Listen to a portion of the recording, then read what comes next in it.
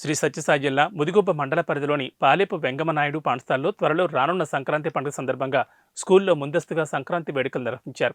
విద్యార్థులు హరిదాసు మరియు సాంప్రదాయ దుస్తులు ధరించడంతో పాఠశాలంతా పండగ వాతావరణం నెలకొంది.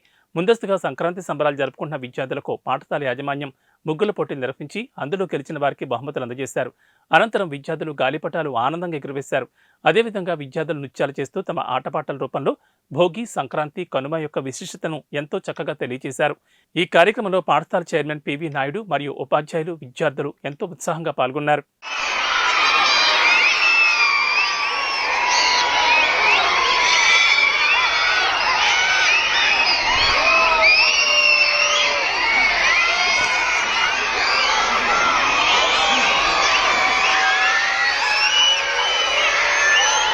వీడియో తీస్తున్నాం.